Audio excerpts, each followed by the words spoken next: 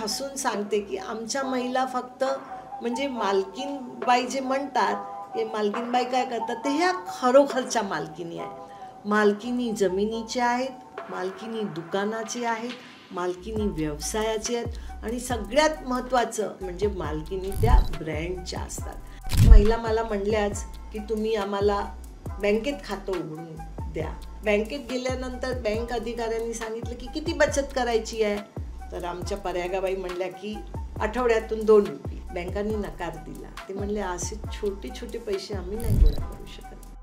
दुसऱ्यांदा मी RBIला प्रपोजल द्यायला गेले तर आमच्या बऱ्याच महिला जे सभासद होत्या त्यांच्या सहीच्या ठिकाणी अंगठा होता आणि तो अंगठा बघून RBIचे ऑफिसर मला म्हणले की मॅडम तुम्हाला अंदाज आहे तुम्ही काय करताय, तुम्ही बँकेची स्थापना करायचं बघताय, तुमचे संस्थापिका सभासद जे आहेत त्यांना तर लिहिता वाचता येत नाही. तर मी रडत होती की आपल्याला लायसन्स काय भेटलं नाही. मी महिलांना काय बोलणार, काय सांगणार, परागाबाईंना काय सांगणार. कितीतरी महिला भाजीपाला व्यवसाय करणाऱ्या पार्वतीबाई ह्यांना मी काय सांगू दे. मग मी सांगितलं की आपल्याला नाही भेटू शकत लायसन्स कारण आपल्या महिलांना लिहिता वाचता येत नाही. मला अभिमान वाटतो आज सांगायला की मानदेशी बँक आणि मानदेशी फाउंडेशन ही बँक ग्रामीण भागातली पहिली महिला बँक आणि फाउंडेशन ज्याची स्थापना झाली तिथल्या महिला आज संचालक आहे आणि दोन्ही संस्थेनी मिळून आम्ही हा वर्ष खरं आम्ही सेलिब्रेट करतोय 1 मिलियन विमेन एंटरप्रेन्योर्स. मला असं वाटलं की तो एक वाक्य होतं ते घेऊन मी डावोसला गेली आणि डावोसला सांगितलं की women are saying that their courage is their capital. आणि मी डावोसकरांना हे सांगितलं की त्यांचं धाडस हे माझं भांडवल आहे. Their courage is my capital.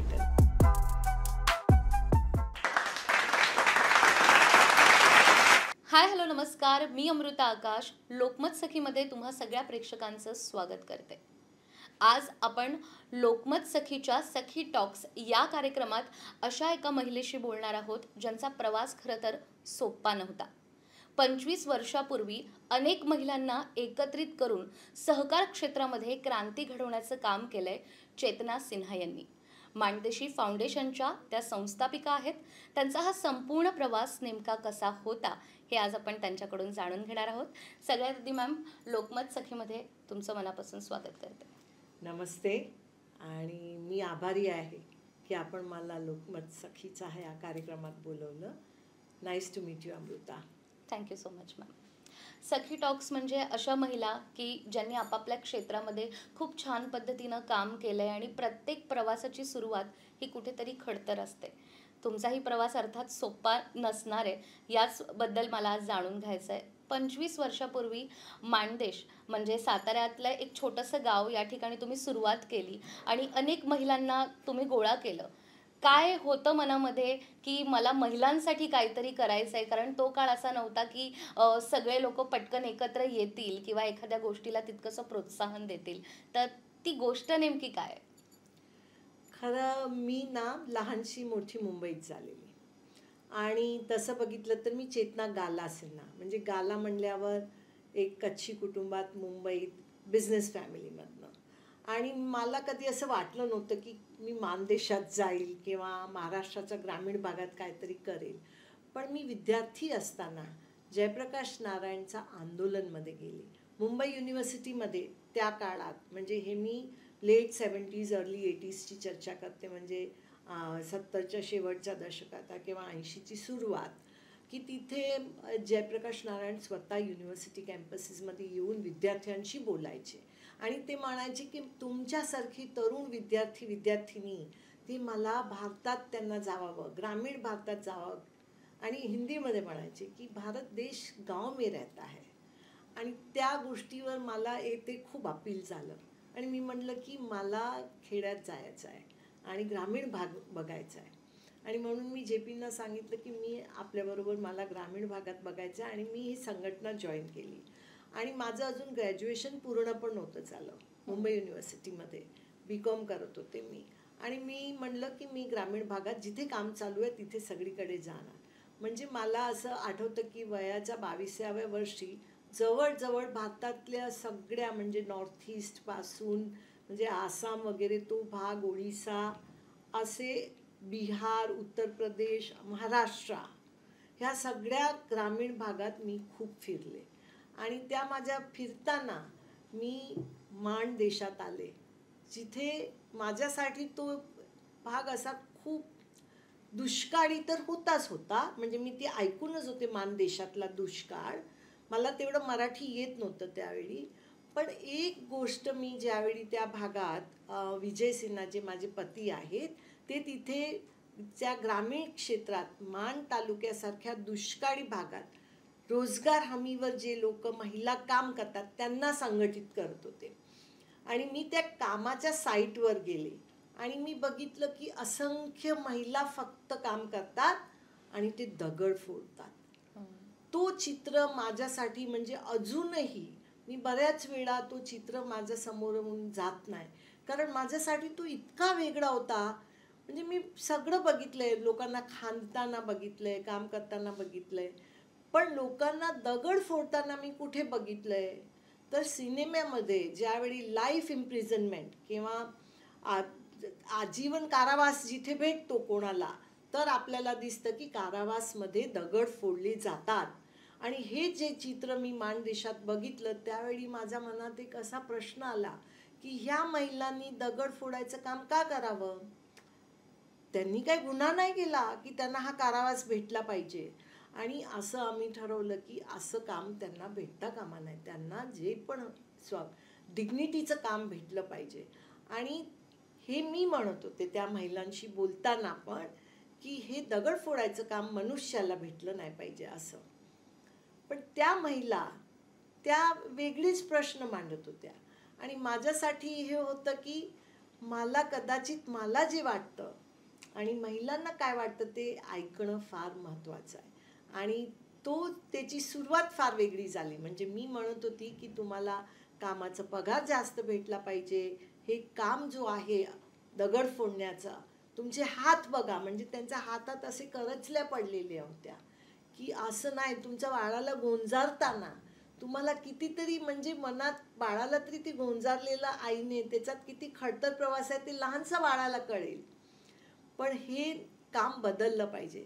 पण माहिती आहे त्या महिला काय म्हणल्या?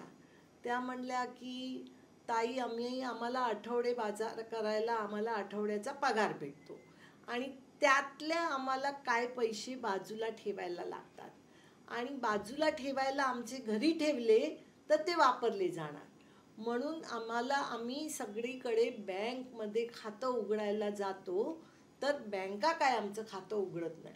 तुम्हाला आमच्यासाठी काय करायचं असेल ना तर आम्हाला बँकेत खातं उघडून देऊ द्या किंवा बँकेत चला आमच्या बरोबर आणि तिथे आमचं खातं उघडेल त्याची व्यवस्था करा. माझ्या मनात आलं की मी हे सगळं माझ्या शिक्षणातून जे बोलत होते तो एक भाग की बदल घडलं पाहिजे हे सगळं, पण दुसरा भाग असा की त्यांना तर बँकेत खातं उघडायचं आहे, मग का नको हे काम करायला? पण तेवढं सोपं नव्हतं. म्हणून मी परत आली मुंबईला आणि मी असंच म्हणलं की पण माझ्या मनात ठाम बसलं होतं की मला परत ह्या भागातच जाऊन काम करायचं आहे. आणि विशेष म्हणजे की माझे पती जे तिथे संघटित करत होते त्यांच्या मी प्रेमात पडले आणि लग्न केलं.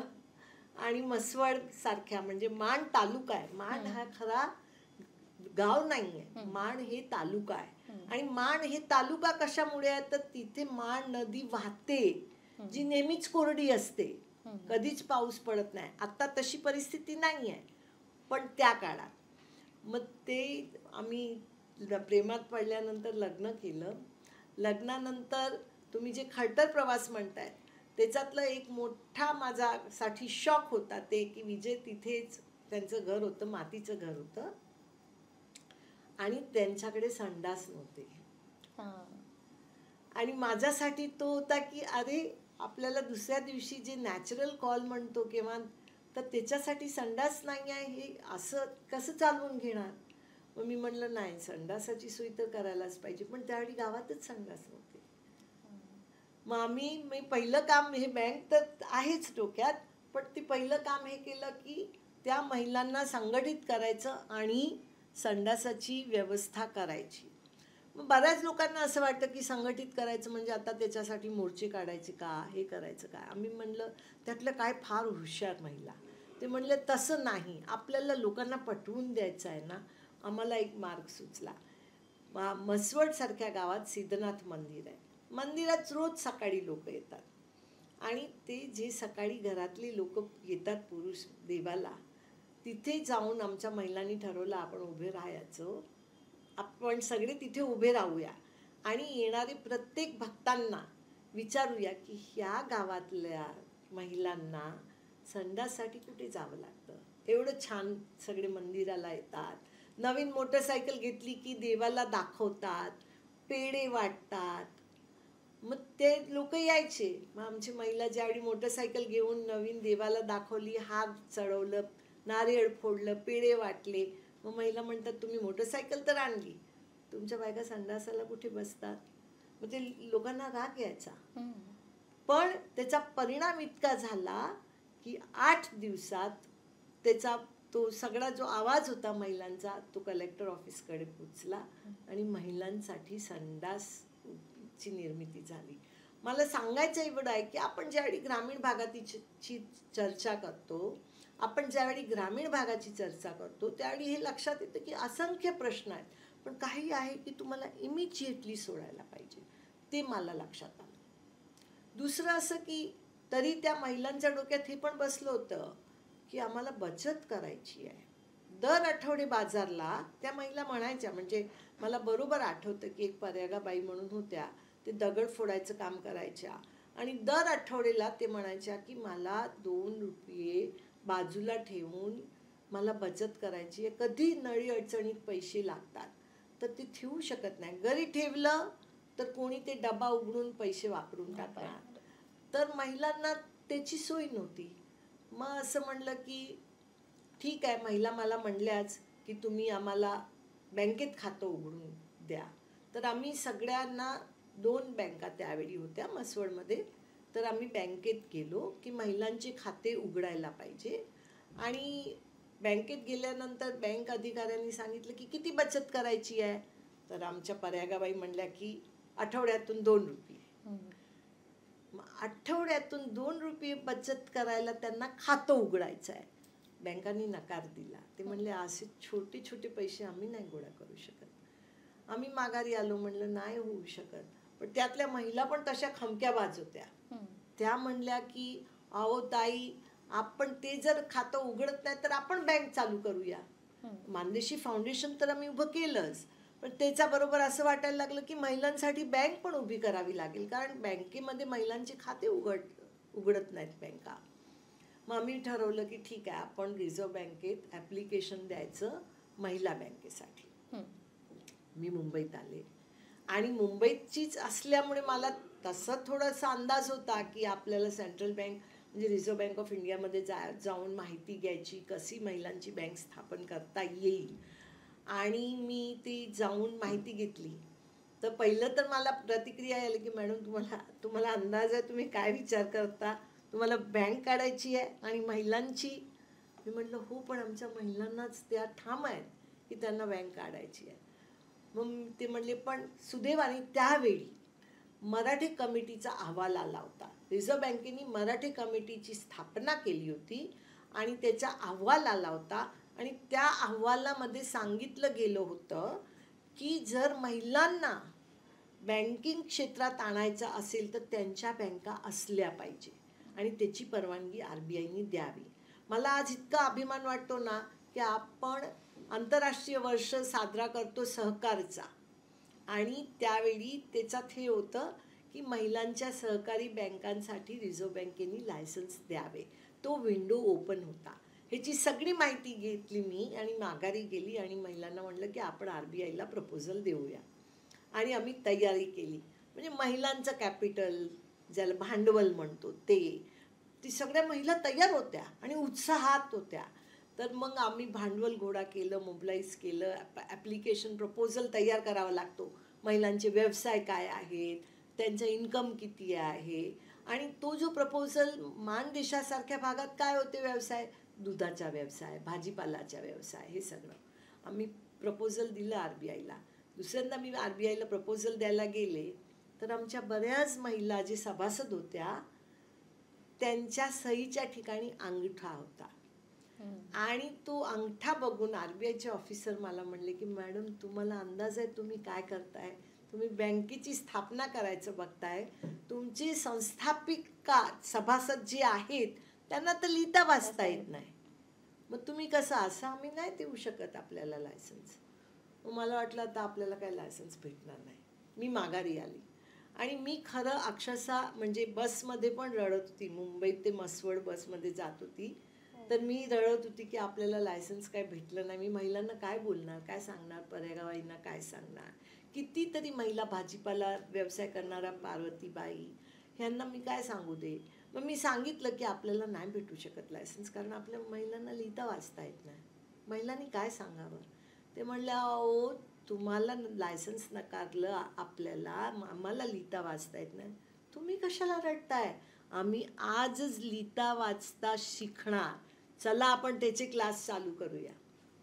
माझ्यासाठी होतं की ह्यांचा उत्साह बघून मी म्हणलं ठीक आहे, आम्ही लिटरसी क्लासेस चालू केले. त्यातल्या आमच्या एक लक्ष्मीबाई होत्या ज्यांना खूप उत्साह क्लास चालवायचा. ते म्हणले मी चालवते. मी म्हणले 10वी आहे, मी सगळ्यांचे क्लास चालवते. आणि आम्ही रोज संध्याकाळी ह्या महिलांमध्ये लिहायला वाचायला क्लास चालू केले. आणि माझ्याबरोबर रुक्साना म्हणून होत्या, आम्ही दोघी 2 व्हीलरवर जायचो, कधी बायसिकलवर जायचो, सायकलीवर. आणि प्रत्येक गावात ते क्लास चालू करायला लाभले. 5 महिन्यानंतर असा परत आम्हाला कॉन्फिडन्स आला की आता परत गेलं पाहिजे रिझर्व्ह बँकेत. सगळ्या महिलांनी सह्या केल्या, प्रत्येक प्रपोजल बदलून टाकलं आणि RBIमध्ये गेलो आणि तिथे मग परत प्रपोजल दिलं. त्यावेळी मग असं ठरवलं की मला वाटलं, मला कॉन्फिडन्स नव्हता, मला आत्मविश्वास नव्हता की आपलं लायसन्स भेटेल की नाही. म्हणून मी महिलांना म्हणलं तुम्ही माझ्याबरोबर या RBIमध्ये, म्हणजे बरं पडेल.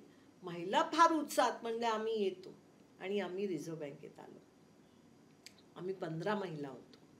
मला अंदाज नव्हता या महिला काय बोलणार, पण मला त्यांच्या चेहऱ्यावर कॉन्फिडन्स इतकं दिसत होतं की मला वाटलं जे असेल ते सामना करतील त्या महिला. त्या महिला ज्यावेळी डिरेक्टर जे RBIचे असतात त्यांच्या केबिनमध्ये आम्ही गेलो, त्यांच्याशी चर्चा झाली तर त्या महिला म्हणल्या की तुम्ही आम्हाला लायसन्स नकारलं कारण आम्हाला लिहिता वाचता येत नाही. पण आम्ही जिथे लहानचे मोठे होत होतो गावात, त्यावेळी आमची गावं डोंगरी भागात, तिथे शाळाच नसायच्या. मग ज्यावेळी आम्हाला शाळेत जरी घालायचं असेल आणि शाळा नसायचं तर आम्ही कुठे लिहायला वाचायला शिकणार. आम्हाला लिहिता वाचता येत नाही, त्याच्यासाठी आम्ही जबाबदार नाही आहे. आणि ते वरून त्या म्हणल्या की आम्हाला लिहिता वाचता येत नाही पण आम्हाला मोजता येतं. आणि त्यांनी ऑफिसरांना आव्हान दिलं की आम्हाला कुठल्याही रकमेचं व्याज मोजायला सांगा, जर आम्हाला नाही जमलं तुम्ही लायसन्स देऊ नका, पण आमच्या समोर तुम्ही तुमच्या ऑफिसरला कुठल्याही मुद्दल रकमेचं व्याज मोजायला सांगा आणि कॅल्क्युलेटर त्यांना देऊ नका.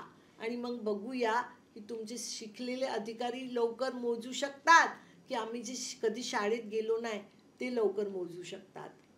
मग हे बघून आमची मीटिंग 3 तास चालली. आम्ही माघारी आलो. आल्यानंतर मसवडमध्ये आम्ही आमच्या कामाला लागलो. 3 महिन्यानंतर मला पोस्ट ऑफिसमधनं कॉल आला की मॅडम तुमच्यासाठी, त्या काळात ट्रंक कॉल होते, म्हणजे मोबाईल नव्हते काय, पोस्ट ऑफिसमध्ये ट्रंक कॉल यायचे आणि म्हणले रिझर्व्ह बँकेतून तुम्हाला पर्टिक्युलर पर्सन PP म्हणायचो, तुमच्यासाठी कॉल येतोय, तुम्ही या. मी गेले कॉल घ्यायला आणि फोन घेतला तर तिथे समोरून RBIचे ऑफिसर बोलत होते. म्हणले मॅडम आम्ही वाट बघत होतो तुम्ही लायसन्स घ्यायला येणार पण तुम्ही आला नाही, आम्ही लायसन्स पोस्टाने तुम्हाला पाठवलं आहे आणि तुम्हाला लायसन्स भेटेल, एकदा भेटलं की आम्हाला पत्राने कळवा.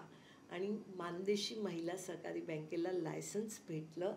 आणि मला अभिमान वाटतो आज सांगायला की मानदेशी बँक आणि मानदेशी फाउंडेशन ही बँक ग्रामीण भागातली पहिली महिला बँक आणि फाउंडेशन ज्याची स्थापना झाली तिथल्या महिला आज संचालक आहे. आणि दोन्ही संस्थेनी मिळून आम्ही हा वर्ष खरं आम्ही सेलिब्रेट करतोय 1 मिलियन विमेन एंटरप्रेन्योर्स. म्हणजे 10 लाख महिलांपर्यंत आम्ही हे दोन्ही संस्था मिळून ग्रामीण भागातल्या आम्ही पोचू शकलो. आणि मला ह्या महिलांच्या धाडसेचा आणि त्यांच्या नेतृत्वाचा अभिमान आहे. बरोबर आहे. एका महिलेने अनेक महिलांना एकत्रित आणून महिलांसाठी बँक सुरू केली आणि ती यशस्वीरित्या सुरू आहे. आजतागायत आपण बघतोय की किती महिला, एक महिला सोबत असेल, दुसरी आली, तिसरी आली, असं करता करता आज लाखो महिला या बँकेसोबत जोडल्या गेल्या आहेत. घरापर्यंत पोहोचणारी बँक अशीही आपल्या बँकेला ओळख मिळाली. तर बँक सुरू झाली, सगळ्यांमध्ये आनंद होता. तो प्रवास कसा होता हे तुम्ही आम्हाला सांगितलं. मात्र घरापर्यंत बँक पोहोचते त्या काळात हे कसं साध्य केलं? खरं असं ठरलं नव्हतं की घरापर्यंत बँक जाणार. काय झालं, बँकेचं लायसन्स मिळाल्यानंतर असं झालं की बऱ्याच महिला बँकेत आल्याच नाही. हां. मी म्हटलं की अरे एवढा उत्साह होता, आपण लायसन्स घेतलं आणि महिला का नाही आल्या. तर मी महिलांकडे गेले आणि जिथे भाजीपाला विकत होत्या तिथे गेले की अहो तुम्ही आला का नाही बँकेत. तर त्या महिला म्हणल्या अहो बँकेत आल्यानंतर आमचा अख्खा दिवस जातो आणि तो आमचा अख्खा दिवस बुडला म्हणजे तेवढंच आमची इन्कम कमी झाली, तर आम्ही नाही येऊ शकत बँकेत. मग आम्ही म्हटलं की ठीक आहे, जर तुम्ही नाही येऊ शकत तर बँक तुमच्यापर्यंत येईल. आणि आम्ही मग ते बँकेचे असे प्रॉडक्ट तयार केले की घरापर्यंत. आणि थोडी त्यातही आम्ही एक चूक केली, म्हणजे आम्ही बॉक्सेस तयार केले की जिथे महिला कॉईन्सनी सेव्ह करणार आणि बॉक्स ज्यावेळी भरला की बँकेत ते येऊन त्यांच्या खात्यात ते पैसे ट्रान्सफर करणार. मग एक महिला आमच्याकडे आठवडा बुधवार बाजार, एक महिला आली तुटलेल्या बॉक्स घेऊन. म्हणली हे कोणाची आयडिया होती, हे बघा माझं बॉक्स तुटलेलं आहे. मी म्हणलं माझी. ते म्हणल्या जोपर्यंत तुम्ही असं काय चालू कराल तर आमच्याशी चर्चा करा ना. म्हणलं काय झालं. ते म्हणल्या की तुमचा प्रतिनिधी यायचा आधी माझ्या नवऱ्याने हे बॉक्स तोडून टाकलं, ते सगळे पैसे घेऊन त्यांनी दारूमध्ये टाकले, आता हे कोण जबाबदार. मी म्हणलं मी जबाबदार. पण त्यावेळी मला असं लक्षात आलं की महिलांना बँक हवी आहे, महिलांना घरपोच बँक हवी आहे. पण हे महिला काय सांगतात की आम्हाला फक्त ॲक्सेस टू बँकिंग नको, आम्हाला पैशावर आमचा नियंत्रण पण पाहिजे. म्हणजे तुम्ही प्रॉडक्ट बँकेचे जे बचतीचे कर्जाचे प्रॉडक्ट असे तयार करा की त्या महिलांच्या नियंत्रणात पैसे राहणार. म्हणून आज मला अभिमान वाटतो की आज आमच्या महिला ATM वापरतात, डिजिटल वॉलेट वापरतात, मोबाईल बँकिंग करतात, त्यांच्या नावावर पैसा आहे, ते स्वतः ATM वापरतात आणि ते फक्त पिन नंबर वापरत नाही. हां, ते बरोबर त्यांच्या चेहऱ्यासमोर मोबाईल ठेवतात आणि मोबाईल ॲपची सुरुवात करतात. म्हणजे त्यांच्या नियंत्रणमध्ये त्यांचा पैसा आहे. बरोबर. सुरुवातीला बँकेत सही करण्यासाठीच साक्षरता महत्त्वाची होती. मात्र आता डिजिटल साक्षर पण महिला झाल्या आहेत. जेव्हा सुरुवात झाली की आता ई-कॉमर्स किंवा आता डिजिटलला सुरुवात होते, बँकिंग क्षेत्रामध्ये आता डिजिटल येतं आहे, तर मग ते महिलांना समजावून सांगणं की आता लिहिण्यापर्यंत, वाचण्यापर्यंत, पैसे मोजण्यापर्यंत तर ठीक आहे. मग डिजिटल म्हटलं की तिथे कुठेतरी गडबड होते. कारण आपण बघतो की बँकेचे व्यवहार असेल तर महिला नेहमी माझा नवरा फॉर्म भरेल, माझा मुलगा फॉर्म भरेल असं करतात आणि कुठेतरी स्वतः मागे राहतात. मग अशा महिला होत्या का आपल्याकडे? खरं ना, मला कधी कधी असं वाटतं की आपल्याला असं वाटतं की ज्या महिलांना लिहिता वाचता येत नाही तर त्यांना काहीच जमत नसेल. मला उलट सांगायचं आहे की ग्रामीण भागातल्या महिलांना माहिती असतं आपल्याला लिहिता वाचता येत नाही, पण त्यांना हे पक्कं माहिती असतं की आपले कमवलेले पैसे कसे आपल्या हातात राहायला पाहिजे. आणि मला असं बरोबर आठवतं आहे की आम्ही ज्यावेळी डिजिटल बँकिंग करत होतो तर आम्ही म्हणजे कसं आपल्या महिलांना लिहिता वाचता येत नाही, मग त्यांना पिन नंबरची आठवण करावी लागेल, त्यांना फायनान्शियल लिटरसी द्यावी लागेल, ते कार्ड कसे वापरतील. आम्ही डेमो ATM घेतले, त्यांना दाखवलं. ते आमच्या बसेस आहेत, त्या बसेसमध्ये पण ATM आहेत, दुसरे पण सगळे व्यवसाय आहेत ज्याला आम्ही बिझनेस स्कूल ऑन व्हील्स म्हणतो, पण त्यांना ते प्रॅक्टिस करायची. हे सगळं ज्यावेळी आमच्या महिला ते करत होत्या ना, ते म्हणायचं मॅडम पिन नंबर नको. आम्ही म्हणायचो अहो आपल्याला काहीतरी, नाही तर तुमचे कार्ड कसं हे करणार, पिन नंबर तर हवाच आहे. म्हणलं ठीक आहे, पण आमच्या कार्डमध्ये अजून तुम्ही दुसरी व्यवस्था काहीतरी करा. मग म्हणलं ठीक आहे. मग आम्ही बायोमेट्रिकचा वापर केला की जे अंगठ्याने पण ते ऑपरेट करू शकतात. आता तर चेहराच आहे की ते चेहऱ्यानीच डिजिटल वॉलेट उघडतं. ज्यावेळी हे सगळे सोल्युशन्स आम्ही आणले, महिलांनी काय सांगावं, ते म्हणल्या मॅडम माझा पिन नंबर तर कोणी चोरून घेऊ शकतो, मला मारून दे नंबर आणि वापरू शकतो कार्ड, पण माझा अंगठा असेल, माझा चेहरा असेल, ते तर कोणी नाही चोरू शकत ना. म्हणजे मला हे सांगायचं आहे की त्या शिकल्या नसतील, पण त्या कमकुवत नाही आहे.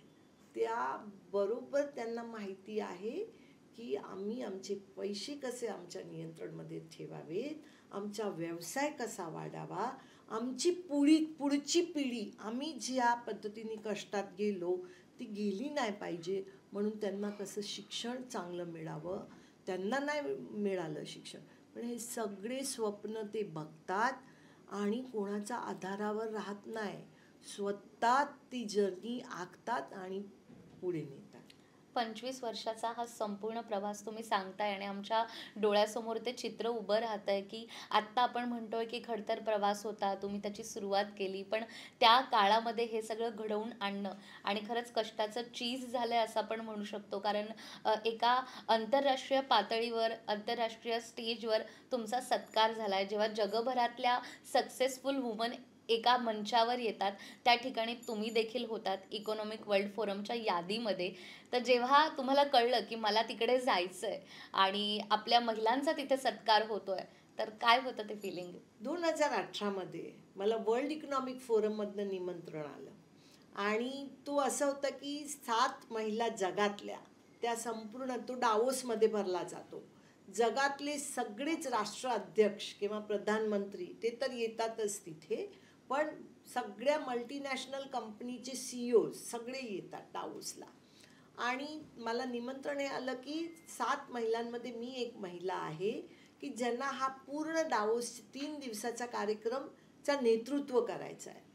पहिलं तर मी त्यांना म्हणलं मी भारतातल्या एका छोट्याशा शहरात, आता तर मसवड एक छोटं टाउन झालं आहे, पहिलं तर अगदी खेड्यासारखं होतं, तिथे राहते, मी तिथून येणार. ते म्हणले आम्हाला माहिती आहे ते. आणि दुसरं म्हणजे हे ज्यावेळी निमंत्रण आलं डावोसमध्ये को चेअर करायचं, वर्ल्ड इकॉनॉमिक फोरमला को चेअर करायचं आहे, अख्खा 3 दिवसचा फोरम चालवायचा आहे. मी नेहमी ना असे ज्यावेळी निमंत्रण आले तर आमच्या महिलांशी बोलते की काय करावं तिथे मी. कारण मी एक आमच्या महिलांकडनं शिकले होते की त्या महिलांनी मला नेहमी हे शिकवलं की कधीही गरीब लोकांना गरीब पर्याय सुचवायचे नाही. म्हणजे आम्ही शिकलेलो नाही आहोत, आम्ही रस्त्यावर भाजीपाला विकतो, ह्याचा अर्थ आम्ही डिजिटल बँकिंग करू शकणार नाही असं नाही, हे त्यांनी प्रूव्ह केलं होतं. ज्याला इंग्लिशमध्ये मी म्हणते never give poor solutions to poor people. तर डावोसला जायच्या आधी मी महिलांशी बोलले की मी तिथे जाऊन काय सांगावं. तर आमच्या महिला म्हणल्या की ग्रामीण भागात आम्ही कोणाचीही मदत न घेता आमची बचत, आमचं कॅपिटल, आमचं कर्ज फेडून आम्ही बँक उभी केली. आम्ही व्यावसायिक शाळा चालवतो, आमच्या महिला रेडिओ चालवतात, आमच्या महिला मुंबईला मानदेशी महोत्सव घेऊन येतात. तर तुम्ही डावोसला जाऊन सांगा की तुमच्यासाठी पैसा खूप महत्त्वाचा असेल, तुमच्यासाठी भांडवल खूप महत्त्वाचं असेल, पण आमच्यासाठी आमचं धाडसच आमचं भांडवल आहे.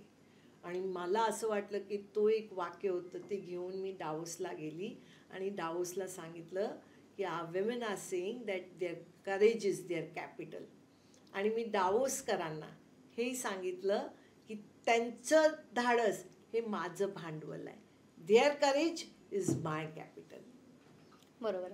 महिला ठेवीदार आपल्या बँकेत आल्या, त्यांनी जिला प्रत्येकीला जे काही जमेल त्या पद्धतीनं त्यांनी इन्व्हेस्ट केलं आणि ते पैसे पुढे जाऊन वाढत गेले. त्यांच्या मुलांच्या शिक्षणासाठी असेल, स्वतःसाठी असेल, प्रत्येकीने त्याचा कुठेतरी वापर केला. आज 2025 आहे, म्हणजे 25 वर्षांपूर्वी तुम्ही सुरू केलेला तो प्रवास महिला ठेवीदार हे 2025मध्ये आता कुठपर्यंत पोहोचल्यात आणि येणाऱ्या काळात देखील म्हणजे भविष्यात देखील तुम्हाला या महिलांना सोबत घेऊन कुठपर्यंत जायचं आहे? आपल्याला कसं वाटतं की ह्या महिलांनी बचत केली, ह्या महिलांनी पैसे, म्हणजे महिला कसे विचार करतात की आम्ही बचत करतो आणि त्यातून आम्ही आमचे व्यवसाय उभे करणार. तर सगळ्यात पहिलं आज 25 वर्षानंतर मी काय बघते, मी बघते की ह्या महिला उद्योजक झालेल्या आहेत. म्हणजे ज्या महिला स्वतः रस्त्यावर व्यवसाय करत होत्या त्यांची दुकानं आहेत, ज्या महिलांची झोपडी होती त्यांचे स्वतःच्या नावावर घरं आहेत. ज्या महिला कधी त्यांनी स्वप्न बघितलं होतं की मला माझं दुकान चालू करायचं आहे, तर आमच्या कल्पना माळीसारख्या महिला की ज्यांनी हे कोल्ड प्रेस ऑइल, शेंगतेल, बदामचं तेल असे मॅन्युफॅक्चरिंग युनिट टाकल्या. एवढंच नव्हे तर ह्या महिला आता ई कॉमर्स करतात. म्हणजे त्यांना कधीच संधी मिळाली नाही, त्यांनी स्वतःचे बिझनेस टाकले. आता ते दुकानात तर चालवतातच, पण ऑनलाईन मार्केटिंग करून ऑनलाईन बिझनेस करतात. आणि मी हसून सांगते की आमच्या महिला फक्त म्हणजे मालकीनबाई जे म्हणतात, की मालकीनबाई काय करतात, ते ह्या खरोखरच्या मालकिनी आहेत. मालकिनी जमिनीच्या आहेत, मालकिनी दुकानाचे आहेत, मालकिनी व्यवसायाचे आहेत. आणि सगळ्यात महत्त्वाचं, आजच्या जमान्यात तुम्हाला जर बिझनेस चालू करायचा असेल तर ते ब्रँड फार महत्त्वाचा असतो ना. माझा ब्रँड काय आहे, तर तशा अशा कल्पनीलसारख्या ब्रँड उभे करतात, म्हणजे मालकिनी त्या ब्रँडच्या असतात. आज बँक एकत्रित मिळून बँकेनी 100 कोटींमध्ये बिझनेस करतात. म्हणजे पण त्या सगळ्यामध्ये ह्या छोट्या छोट्या व्यवसाय करणाऱ्या महिला मोठं व्यवसाय करून आम्ही आत्ता म्हणजे मला अभिमान वाटतो तुम्हाला सांगायला की 5 फेब्रुवारी ते 9 फेब्रुवारी आम्ही आमच्या महिला, शेतकरी आणि आमच्या भागातले कारिगरांना घेऊन नरे पार्क इथे येतोय आणि माणदेशी महोत्सव साजरा करतोय. आणि ह्या महोत्सवमध्ये ह्या महिला असे त्यांचे सगळे व्यवसाय, सगळ्या वस्तू घेऊन येणार. आणि सगळ्यात महत्त्वाची कसं, आपण ज्यावेळी म्हणतो की महिला मटके बनवतात, मातीची भांडी बनवतात, तर मी तुम्हाला एक कहाणी सांगते सुनीताची.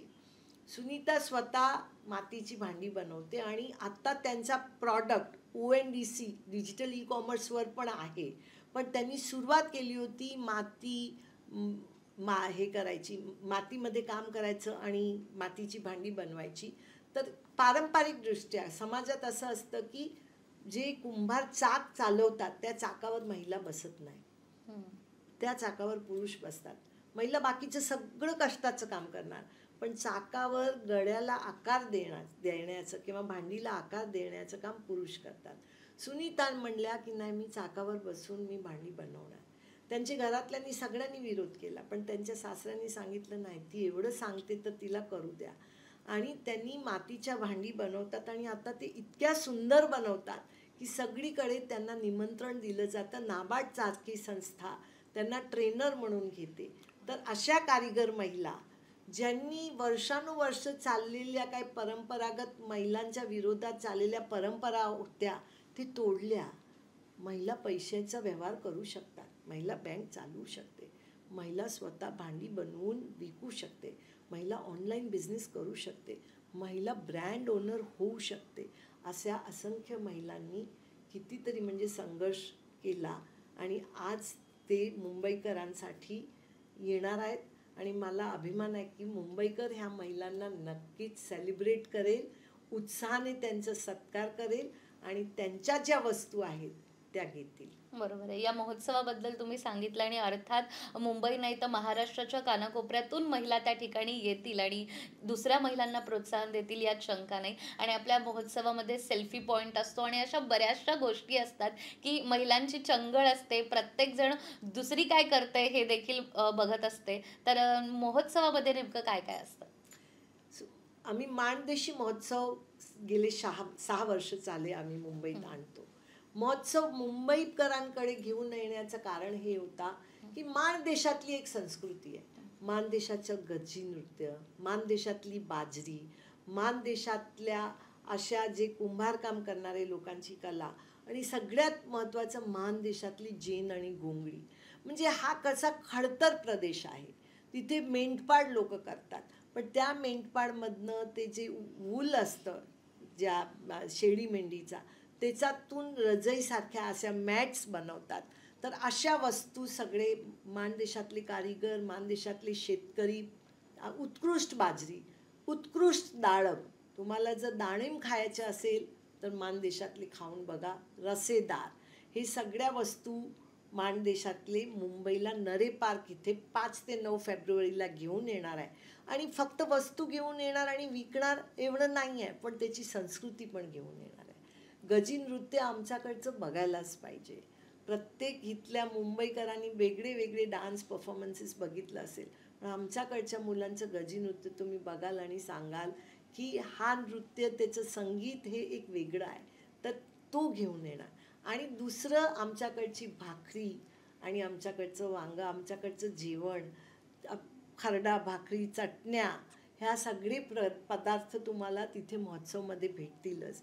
आणि महाराष्ट्रातल्या महिला जे मांडे बनवतात आणि त्यांचा मांडे जर तुम्ही चाखून बघितल्या, आणि आदिवासी भागातल्या डांगर डिश जे म्हणतात तेही पदार्थ येणार. आणि सगळ्यात महत्त्वाचं म्हणजे आमच्या नाशिकच्या जयवंती ताई, त्या आदिवासी भागातल्या, आणि ते म्हणायच्या की आम्ही जंगलात राहतो, आम्ही जडीबुटीचा सगळा वापर करतो, पण आम्हाला माहिती नाही की मुंबईकरांना पटणार की नाही आमच्या अशा जडीबुटीच्या वस्तू.